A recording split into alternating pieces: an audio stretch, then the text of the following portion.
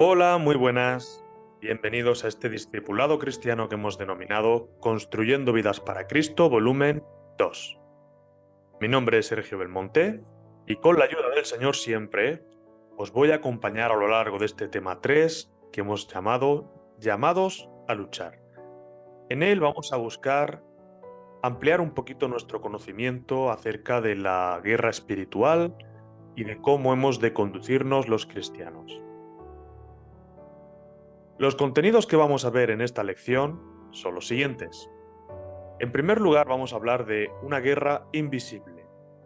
Vamos a ver también que el enemigo contra el que combatimos es un enemigo real. En tercer lugar, vamos a visualizar un poco las tácticas del enemigo y las vamos a analizar.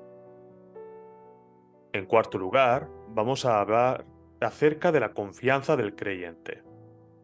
Y finalmente, vamos a hablar del pasaje de la armadura de Dios para ver qué elementos la componen y cuál es la utilidad para nuestra vida práctica. Muy bien, venga, pues acompañadme. En primer lugar, hemos de ser conscientes de que la guerra espiritual es una guerra invisible. Ahora, para entender esto un poco mejor, hemos de definir qué es una guerra. A modo global, una guerra podemos decir que es una lucha o es un conflicto entre dos o más partes que son rivales entre sí, las cuales tratan de prevalecer sobre las demás y conseguir objetivos propuestos. ¿Qué objetivos persigue la guerra? Persigue la dominancia, la destrucción, el control de la voluntad o de los recursos del adversario, es decir, quitarle al otro lo que tiene o destruirlo por completo. Ahora, ¿quién es nuestro adversario?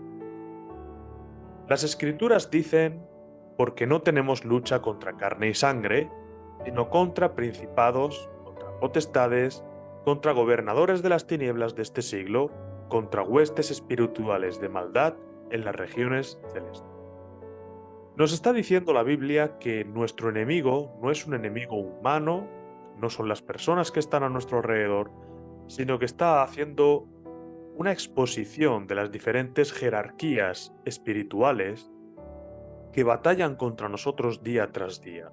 Está hablando de principados, está hablando de potestades, está hablando de gobernadores de tinieblas y está hablando de huestes espirituales de maldad. Está haciendo una exposición desde más grande al más pequeño de cómo se organiza esta guerra espiritual.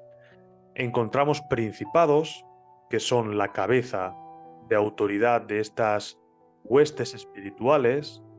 Luego hablamos de potestades, que son huestes espirituales con mayor autoridad.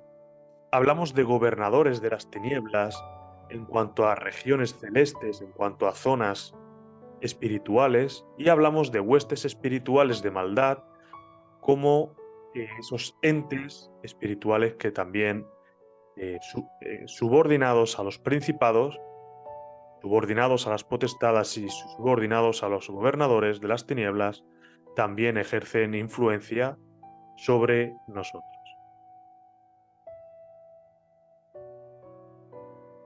Ahora, ¿qué diferencias hay entre una guerra visible, como hemos comentado al principio, y la guerra espiritual, que es como nosotros conocemos a esta guerra espiritual?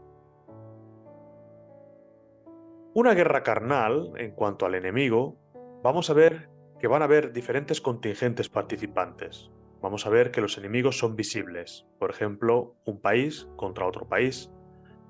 El presidente de una nación declara la guerra al presidente de la otra nación y ambos países van a la guerra. Ambos ejércitos se chocan en batallas, ¿no? En cuanto a la guerra espiritual, vemos que el enemigo es Satanás y sus demonios. Él es quien dirige a sus huestes espirituales, pero no es un enemigo que podamos ver con nuestros ojos, aunque esté ahí, es un enemigo invisible. En cuanto a las tácticas, una guerra carnal, como la conocemos nosotros, una guerra secular, las tácticas dependerán de los avances militares. En el principio luchaban con espadas y escudos y ahora pues hemos llegado a la era de los misiles, de las bombas, el armamento láser, los drones y demás. En cambio, la guerra espiritual, las tácticas que utiliza para dominar al otro es la influencia sobre la otra persona, las mentiras o las medias verdades. Vemos que cuando la serpiente, cuando Satanás tienta a Adán y tienta a Eva, les tienta hablándoles de medias verdades. Sí, conoceréis el bien y el mal, pero no moriréis, le dice. Había una verdad, había una mentira, ambas para inducir a la humanidad a la rebelión contra Dios. En cuanto a la organización, vemos que la guerra carnal tiene una jerarquía funcional. Hay líderes y hay seguidores. Algo muy parecido a como sucede en la guerra espiritual. Hay una jerarquía de autoridad donde hay jefes y hay peones, como hemos visto. Hay principados, hay potestades, pero hay gobernadores también y hay huestes de maldad. Hay una jerarquía de autoridad establecida. En cuanto a la guerra carnal, los objetivos podemos decir que la dominancia sobre el otro es el principal objetivo, el control de sus recursos. Un país A intenta conquistar a un país B y hacerse con todos los recursos, con toda la riqueza que ese país B tiene. En cuanto a la guerra espiritual, los objetivos es que los incrédulos no se salven, que la gente que no conoce a Cristo siga sin conocerle y por consiguiente se pierdan en la eternidad. También persigue el objetivo de sembrar tropiezo en los creyentes, distraer a los creyentes de sus responsabilidades, de sus quehaceres, incluso alejarles de esa comunión con Dios y de recibir o ser privado de las bendiciones que Dios tiene para sus hijos. Atención, esto es importante porque nuestros enemigos, como hemos comentado al principio, no son las personas de nuestro entorno, incluso aquellas que sean personas malas. Nosotros no tenemos lucha contra sangre y carne, es decir, mi enemigo no es mi vecino, enemigo no es mi familiar, aunque no nos terminemos de llevar bien, aunque no les caigamos bien, aunque haya disensión entre ellos y nosotros, ellos no son nuestros enemigos realmente. Nosotros somos llamados, por la gracia de Jesús, a salvar a las personas, a compartir el Evangelio de salvación a las personas. Ellos no son nuestro enemigo.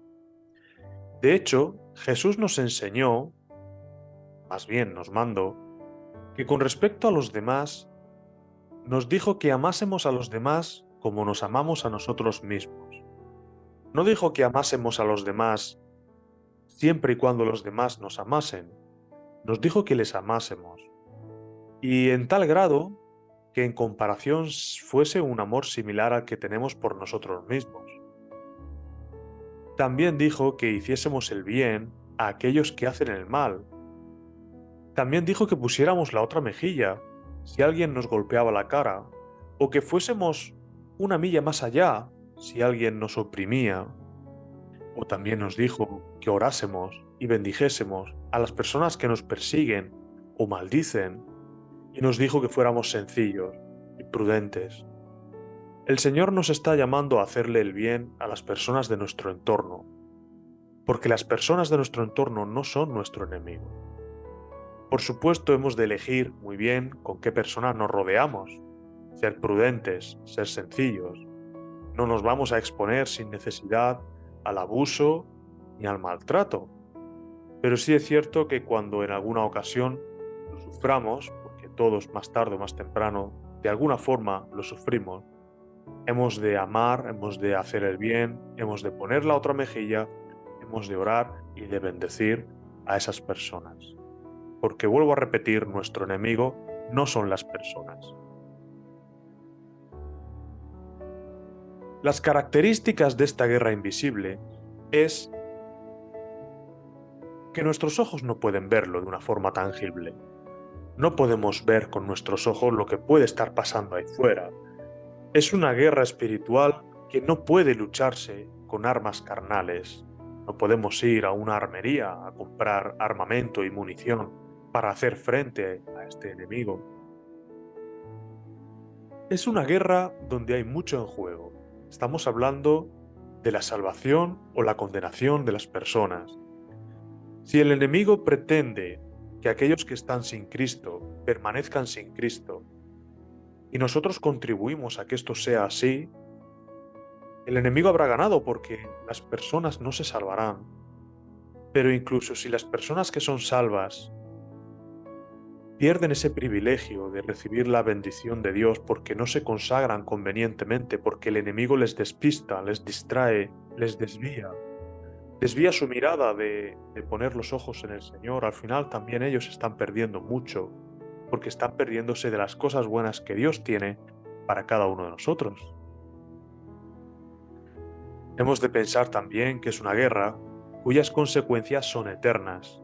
Hay mucho en juego, como acabamos de comentar. Es una guerra cuyo resultado ya ha sido predicho. Dios es el vencedor. El libro de Apocalipsis, lejos de ser un libro que infunda miedo en los creyentes, es un libro que ha de darnos la convicción de que el Señor Dios Todopoderoso está en el control de todas las cosas, que controla todos los eventos y que va a vencer sobre todos los que se le imponen. De forma que el resultado de esta guerra espiritual ya ha sido predicho. Dios va a vencer. Y así lo creemos nosotros. Finalmente, consideramos que es una guerra que, aun siendo espiritual, tiene su trascendencia en nuestras vidas. Tiene su trascendencia en el plano físico. Es una guerra cuyas consecuencias afectan a las acciones que las personas hacemos. No podemos separar la guerra espiritual de la guerra física, de nuestras vidas cotidianas. Ambas están ligadas. Muchas veces lo que hacemos en lo físico tiene su trascendencia en lo espiritual. Por eso el Señor advierte seriamente acerca de determinadas prácticas, como es eh, la búsqueda de un conocimiento misterioso o profundo, el acudir a adivinos, a sacrílegos, todo tipo de sortilegios y demás. El participar en esas prácticas físicas tienen su trascendencia en el plano espiritual y viceversa. Por eso hemos de tomarnos muy en serio este tipo de prácticas, no separarlo uno de lo otro porque ambas cosas están relacionadas. En cuanto a nuestro enemigo, lo primero que hemos de ver es que es un enemigo real.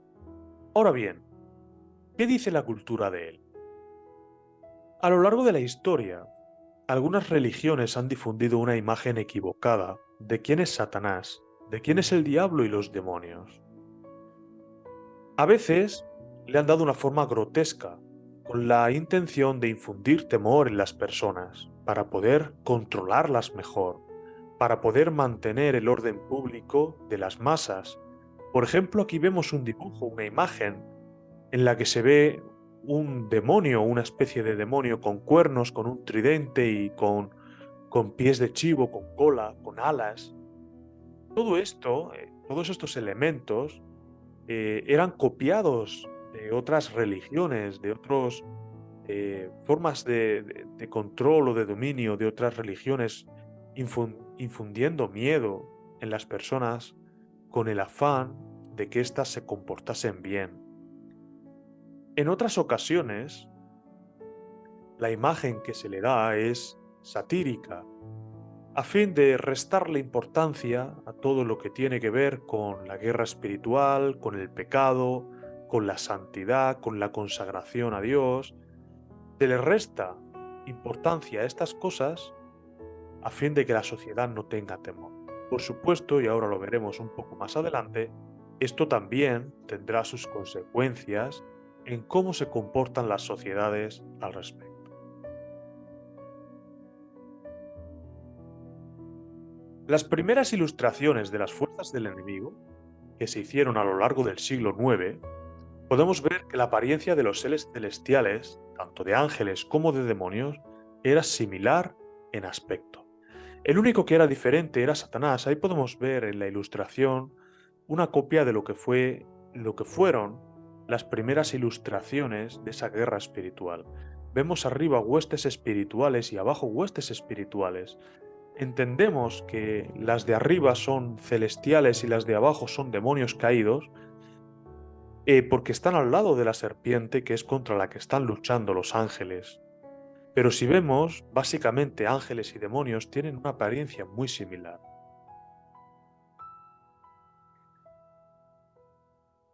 La primera aparición bíblica del enemigo, ya la que vemos en Génesis 3, es ilustrada con la forma de una serpiente. Habla de la serpiente antigua, la serpiente desde el principio. No está diciendo que tenga forma de serpiente física, que sea tal cual, sea literal, que Satanás tenga forma de serpiente, sino que está identificando a este enemigo real con aquellas formas de idolatría cananeas, con aquellas formas de desviar al pueblo de Dios de la adoración verdadera, de la adoración al Dios verdadero.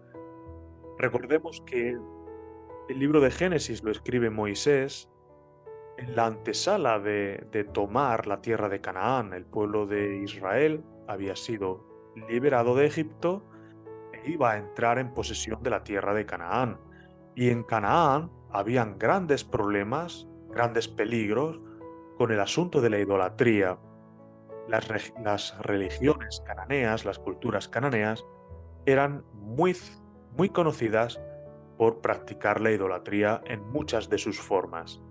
Es por eso que se ilustra a Satanás como una serpiente con ojos sin párpado, lo cual simbolizaba la sabiduría y el conocimiento, porque se veneraba en gran medida en las culturas cananeas la sabiduría y el conocimiento, y había dioses encargados de esto, conocidos como dioses sabios, que conocían todo, o el hecho de que se arrastrara por la tierra, que simbolizaba la fertilidad, como los dioses cananeos también fomentaban la prostitución, la fertilidad, la inmoralidad, o también incluso vemos que la serpiente, su tercera característica era que mudaba su piel, hablando de eternidad, de vida renovada. Esto no deja de ser simbología para hablar de aquellas cosas que atraían a las personas y le desviaban hacia diferentes formas de idolatría para que desplazasen a Dios del primer lugar de su corazón. Y la Biblia nos está advirtiendo precisamente de caer en esta práctica, de caer en la práctica de desplazar a Dios desde ese primer lugar en nuestro corazón para irnos detrás de dioses que simbolicen sabiduría, conocimiento, fertilidad, vida eterna o vida renovada. Solamente tenemos sabiduría, eternidad, procreación, multiplicación y tantas cosas más por la gracia de nuestro buen y Señor Dios, el único Dios viviente. Ahora bien, en todas estas tradiciones culturales hay una serie de peligros. ¿Por qué? Porque promueve una serie de cosas que son peligrosas. En primer lugar, promueve una mala concienciación. Promueve un temor que lleva a la esclavitud. Y por supuesto, promueve malas prácticas. Una mala concienciación porque disminuye la concienciación que las personas tienen de esa realidad espiritual en la que viven. Les restan valor, hacen que las personas vivan confusas y que el pecado aumente al no haber temor de Dios. La gente deja de temer esa guerra espiritual, deja de restarle importancia, lo toma como una sátira, como una risa, y fomenta el pecado en las personas. El lado contrario, cuando utilizamos esas imágenes grotescas, aumenta el control de las personas con baja autoestima, personas confundidas, tienen temor a todo ese desconocimiento espiritual y se sienten esclavos de ello. Y todo esto puede llevar a malas prácticas. Por ejemplo, vemos que hay determinados grupos que se animan a llevar una guerra espiritual inadecuada, haciendo prácticas que no tienen nada que ver con lo que la Biblia dice, con las prácticas espirituales que vemos en la iglesia primitiva y en los primeros cristianos.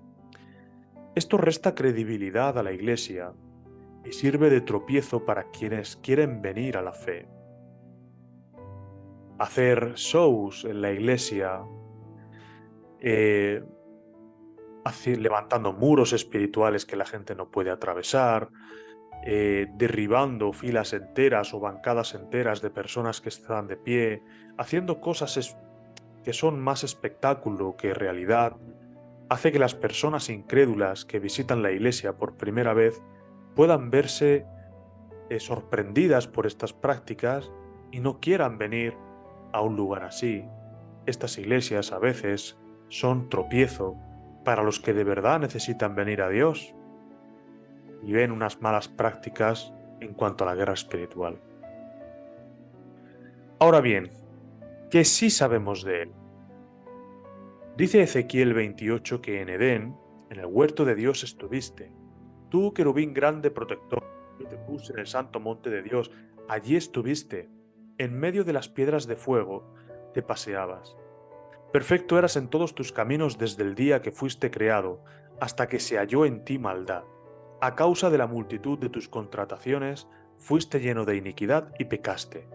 Por lo que yo te eché del monte de Dios y arrojé de entre las piedras de fuego, oh querubín protector.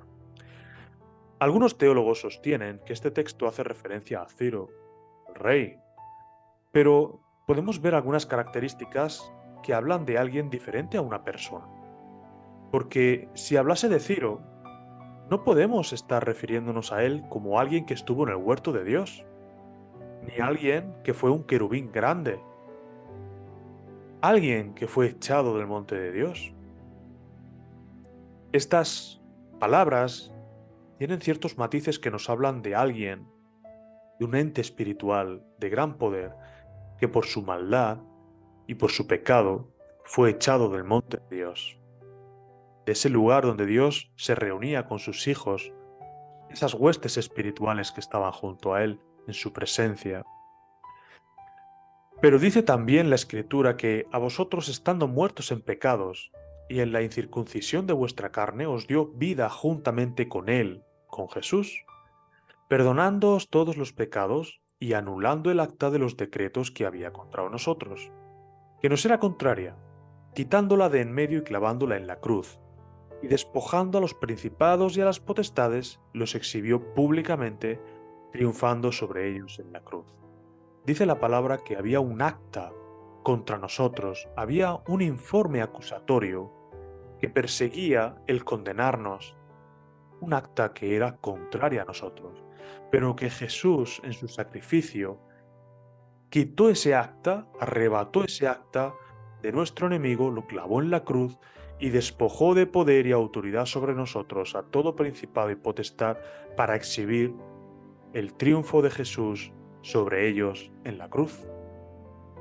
Jesús venció todo hueste, todo principado, toda potestad y nos dio libertad en la cruz. Ahora bien, en cuanto a las tácticas del enemigo, tenemos que conocer que van a depender de muchos factores. Y las tácticas podrán variar, porque no es lo mismo atacar a alguien que vive cómodo en el pecado que a alguien que no. El enemigo no tendrá el mismo interés en atacar a alguien que vive tranquilamente pecando a su gusto que a alguien que tiene interés en acercarse a Dios. Ahora bien, ¿cómo pueden ser estos ataques o de qué dependerán? En primer lugar, los ataques pueden ser de forma natural o sobrenatural.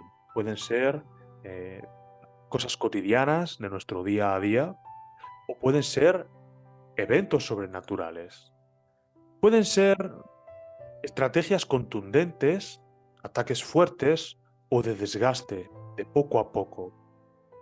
También pueden ser de forma directa hacia nosotros, directamente o sutil a través de personas cercanas o de estrategias difícilmente perceptibles.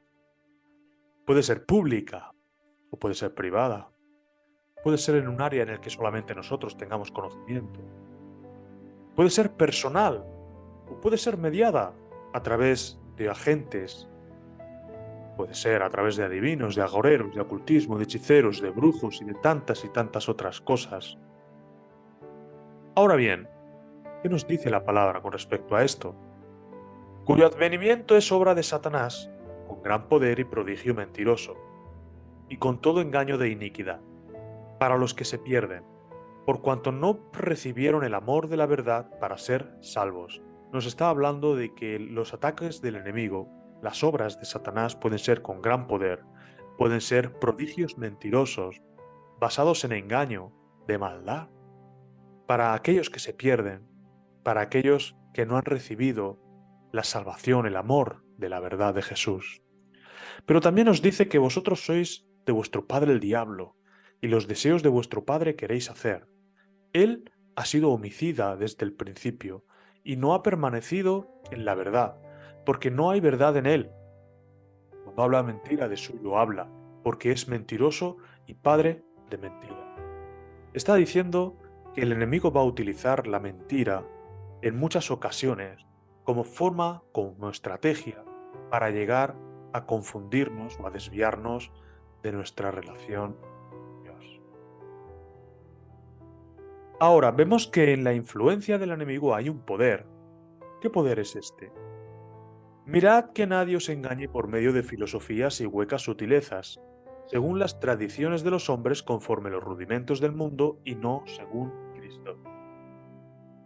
Aquí nos está hablando Pablo acerca de las filosofías, de las estrategias sutiles, de las tradiciones culturales. Estas son formas de influencia. Sin embargo, el Señor nos promete una libertad, más allá de toda forma de pensamiento humano, de toda forma de cultura. El Señor nos promete una libertad. Dijo entonces a los judíos que habían creído en Él, está hablando Jesús: si vosotros permaneciereis en mi palabra, seréis verdaderamente mis discípulos, y conoceréis la verdad, y la verdad os hará libres. Más allá de toda influencia cultural, de toda filosofía, de toda ideología, de toda cosa que quiera entrar en nuestra cabeza y cambiar nuestra manera de ver la vida, si nosotros permanecemos en la palabra de Dios, las palabras de Jesús, seremos verdaderamente sus discípulos. Y es entonces que, permaneciendo en su palabra, viviendo según sus directrices, conoceremos la verdad, y esa verdad nos hará libres de la influencia de todo lo que nos rodea. Ahora, algunos ejemplos de malas influencias. Por ejemplo, por un lado tenemos la cultura contemporánea. Un mal ejemplo: las personas pueden mantener relaciones sexuales con quienes quieran con tal de que sean consentidas. Lamentablemente esto cada vez se aplica a márgenes de edad más amplios. Ya no necesitas tener 18 años para tener relaciones sexuales consentidas, no necesitas estar casado, puedes hacerlo antes, según la cultura. Pero ¿qué nos dicen las Sagradas Escrituras? Dicen que las relaciones sexuales solo son permitidas entre un hombre y una mujer, que ambos se hayan casado previamente. El mundo nos dice que puedes tener relaciones sexuales hombre con hombre, mujer con mujer, y muchas otras cosas más. Sin embargo, las Sagradas Escrituras acotan las prácticas que Dios permite y no, las que Dios bendice y las que no. Otro mal ejemplo de esas malas influencias es la tradición. Dicen que la tradición católica dice que las personas pueden rendir culto a la Virgen María y pueden orar a los santos porque ellos pueden ser intercesores. Sin embargo, las Escrituras nos dicen que la idolatría está prohibida tajantemente en cualquiera de sus formas. Porque la idolatría es lo mismo que darle a otro lo que le corresponde a Dios. Porque estamos agradeciendo a una figura de barro o de madera o a una escultura hecha con las manos de un hombre, estamos pidiéndole que haga algo que solo Dios puede hacer. O estamos agradeciéndole a esa escultura el que haya hecho algo, atribuyéndole un milagro que solamente Dios puede hacer. Y esto es bastante serio. Esto es una abominación delante del Señor. En tercer lugar, vamos a ver un mal ejemplo de la ciencia. La ciencia dice que el hombre es producto de la evolución de las especies y que deriva del mono, por ejemplo. Muchas cosas más, por supuesto, pero este es un ejemplo. Ahora, las Sagradas Escrituras dicen que el hombre ha sido creado por Dios cuando le moldeó con el barro del Edén, que no es fruto de la evolución de nada. que el hombre ha sido creado a la imagen y semejanza de Dios. Que tiene vida porque Dios se lo dio. Ahora un mal ejemplo de la religión. Dice que queda prohibido comer carne en época de Cuaresma, como dice el catolicismo. O queda prohibido comer carne de vaca, como dice el hinduismo. O carne de cerdo, como dice el islam. Sin embargo, las escrituras dicen que podemos comer todos los alimentos porque Dios nos los da para que participemos de ellos con acción de gracias. Finalmente, vamos a ver el caso de la filantropía, la cual dice que lo más importante en la vida es el hombre y las contribuciones que el hombre hace al desarrollo de la humanidad.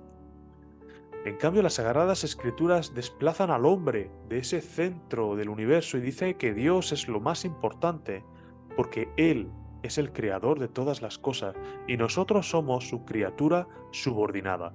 Somos una creación de Dios nacida y creada para gloria de Dios, no para gloria nuestra, sino para dar gloria, tributo, honor y majestad a nuestro Dios y Creador, y por ende a nuestro Señor Jesucristo, nuestro Salvador, y también al Espíritu Santo de Dios, que nos trae a una relación correcta y ordenada delante del Padre. Conclusión de todo esto que hemos visto de la influencia es que el campo de batalla de la influencia está en nuestra mente, en nuestros pensamientos, en nuestra manera de ver las cosas, porque toda conducta se inicia con un pensamiento. No obramos a lo loco, no hacemos las cosas sin pensarlas primero, porque aun sin pensarlas mucho, siempre hay un pensamiento detrás. Por eso es importante que cuidemos nuestra mente. Lo malo desvía, lo bueno edifica. Es un resumen, es un buen consejo de una buena práctica. Si vemos que hay algo que nos está desviando, hemos de tomarlo como algo que es malo directamente. Y si vemos que algo nos está edificando en nuestra relación con el Señor y con nuestro prójimo, es porque es bueno.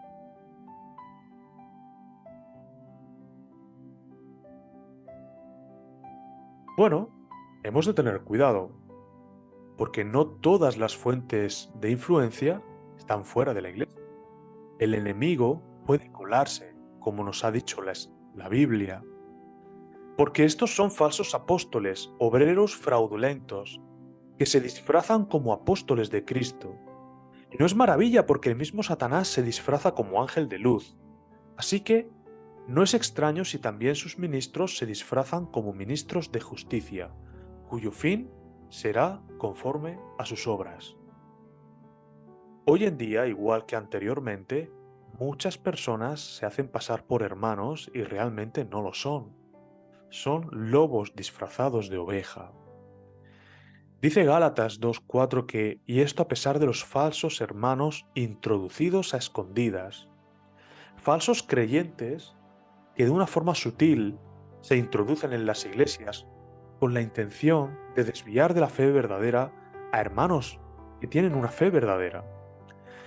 Ahora también dice la palabra, así ahora han surgido muchos anticristos.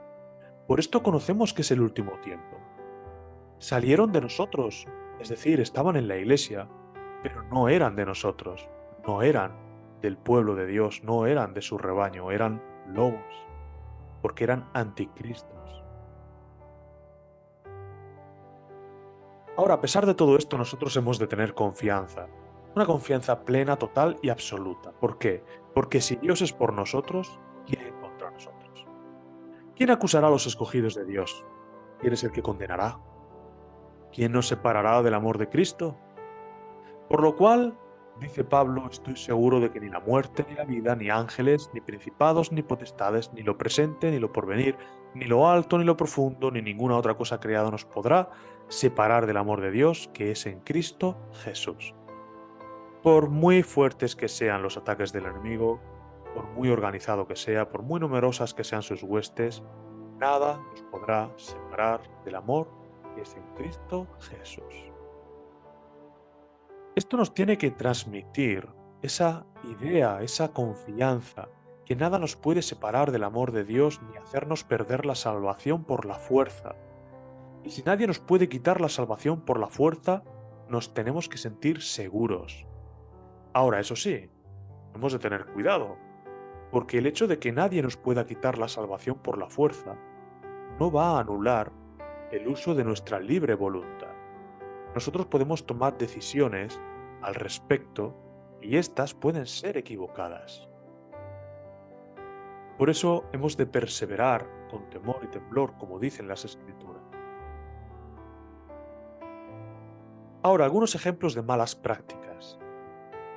Aquí vemos el dibujo de alguien parecido a vamos a decir que es un soldado en medio de una lucha espiritual, y por otro lado lo que dicen las Escrituras.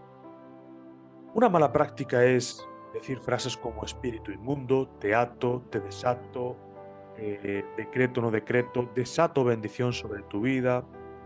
Estas son prácticas muy comunes en el día de hoy, lamentablemente.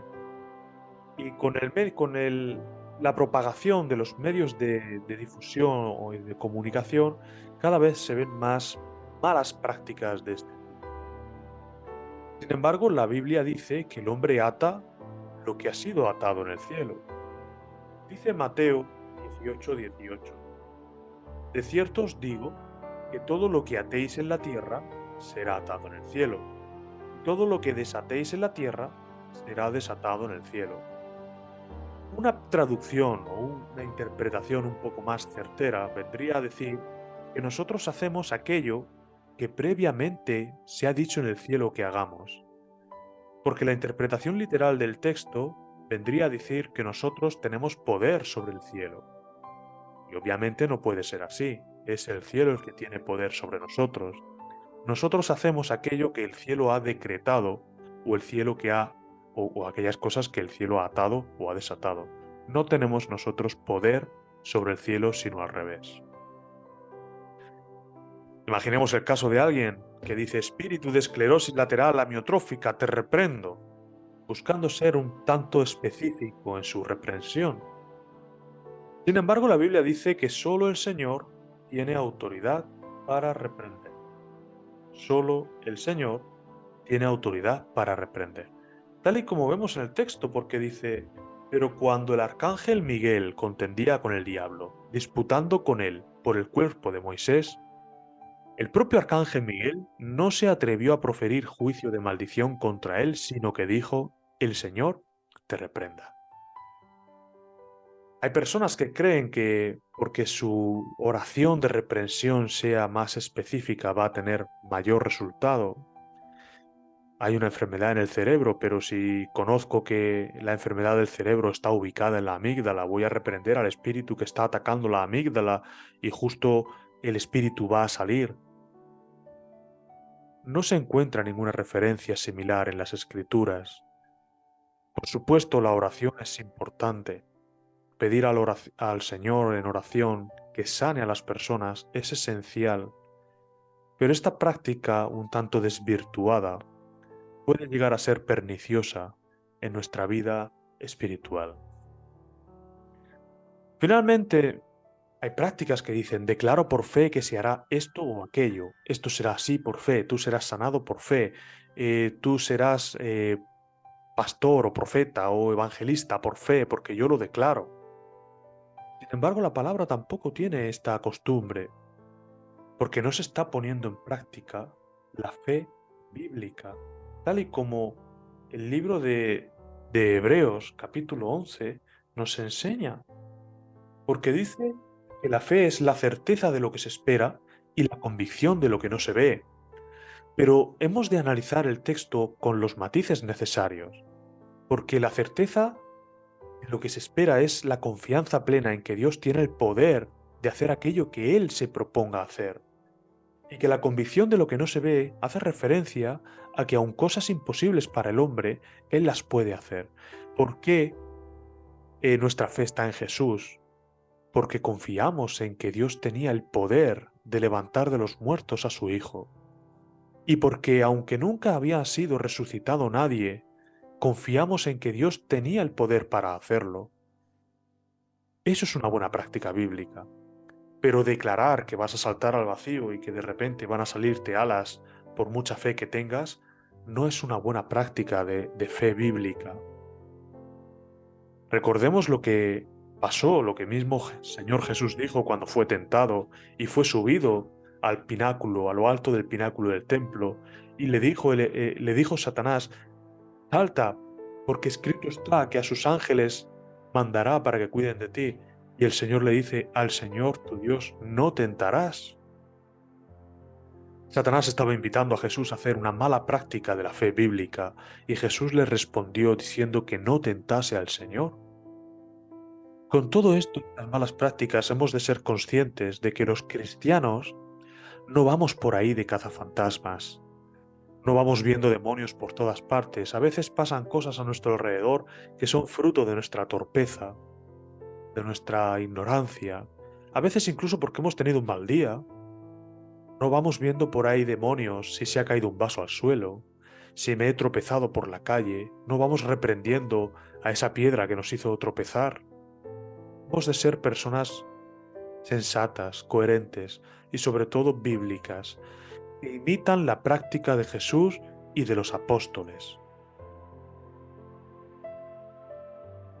Ahora bien, vamos a resolver algunas dudas con respecto a esto. Alguien puede preguntar, pero bueno, ¿los demonios existen realmente? Por supuesto, la Biblia dice que sí. Los demonios son reales, luego sí existen. ¿Puede una persona estar poseída? La Biblia da varios ejemplos de personas que estaban poseídas, como ese demonio gadareno, bueno, el hombre de Gadara, el gadareno, que estaba poseído por más de un demonio a la vez. Cuando él confiesa su nombre y dice que se llama Legión, hace referencia a la cantidad de demonios que había en él. De hecho, cuando salen de él, varios miles de cerdos son poseídos y echados por el acantilado, dando a entender que incluso podía haber miles de demonios en el interior de esa persona poseída. Una última pregunta que también es muy importante. ¿Puede un cristiano estar poseído? La respuesta es tajante porque la Biblia dice que somos templo del Espíritu Santo. Nosotros no somos un hotel en el que hay diferentes habitaciones para diferentes huéspedes, y en una de esas habitaciones tenemos al Espíritu Santo de Dios y en otras podemos tener demonios. No es así. El Espíritu Santo de Dios es precisamente eso, es santo. No comparte su santidad con la inmundicia, no comparte el alojamiento en nuestro templo con, con aquello que es rebelión directa a Dios. De manera que un cristiano verdadero, un cristiano que ha confesado a Jesús como su Señor y Salvador y que está andando en obediencia y que ya es templo del Espíritu Santo, no puede tener un demonio, no puede estar poseído. Por supuesto, puede haber prácticas inadecuadas, sugestionadas por la observación de otras prácticas que pueden inducir a episodios de desvarío o de desorden, pero realmente la Biblia deja bien claro que un cristiano no puede estar poseído. Finalmente, y para concluir el tema, vamos a hablar de la armadura de Dios. Dice la palabra que no tenemos lucha contra carne y sangre y está hablando de una armadura, que nos coloquemos nuestra armadura. En primer lugar, vemos el yelmo de la salvación. El yelmo de la salvación se coloca en la cabeza, con la finalidad de proteger nuestra mente de pensamientos intrusivos, es decir, proteger nuestra mente de todas esas influencias que hemos comentado antes, esas influencias que nos van a sembrar la mente de dudas acerca de nuestra salvación. Si he pecado ya no soy salvo, si voy por aquí pierdo mi salvación, si hago esto o lo otro Dios va a dejar de amarme. El yelmo de la salvación protege nuestros pensamientos. En segundo lugar, hablamos de la coraza de justicia. Protege nuestro corazón de las injusticias que observamos a nuestro alrededor y nos anima a hacer lo correcto en cualquier situación. Has sido justificado por la sangre de Jesús, has sido declarado justo, has sido declarado santo. Buscamos la justicia, buscamos lo que agrada a Dios en cualquier situación. En tercer lugar, vemos el cinturón de la verdad. Colocado en nuestra cintura, nos ayuda a recordar que en medio de este mundo de mentiras, nosotros somos parte de la verdad revelada de Dios. Nos anima a ser transparentes y veraces, a no esconder nada y a mostrarnos tal y como somos, con las bendiciones que Dios nos ha dado. El escudo de la fe nos protege de los dardos del enemigo que tienen como intención dañar nuestro corazón. Cuando el soldado levanta su escudo, protege su corazón, para que dichos dardos, que son esas doctrinas mundanas e ideologías diversas, no nos aparten de la fe verdadera, no desplacen a Dios de nuestro corazón, no desplacen a Dios de ese primer lugar de preeminencia que le corresponde. En quinto lugar, hablamos del Evangelio de la Paz. Es un calzado que nos anima a seguir sembrando salvación en medio de este entorno espiritual hostil, porque Dios desea la salvación de las personas. Dios desea que el mundo venga al conocimiento de su verdad y sean salvos por su Hijo. Pero también nos arma con la espada del Espíritu, que es la única arma ofensiva, y tiene la finalidad de derribar todo argumento, argucia, ideología, filosofía, artimaña, contraria a lo que Dios dice en la Biblia, haciendo visible la maldad de las personas que defienden estas ideologías y sacando del error a los que están confundidos.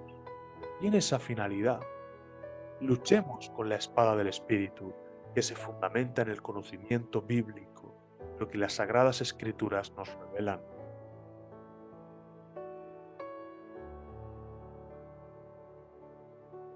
Pues hasta aquí hemos terminado este tema de hoy. Hemos hablado un poquito acerca de las huestes espirituales, de esta guerra espiritual que tan de moda parece estar, que tanta atracción parece generar entre las personas de nuestra época y también de las anteriores. Siempre ha sido un tema muy controversial, siempre ha sido un tema muy atractivo y por desgracia siempre ha sido un tema muy tergiversado.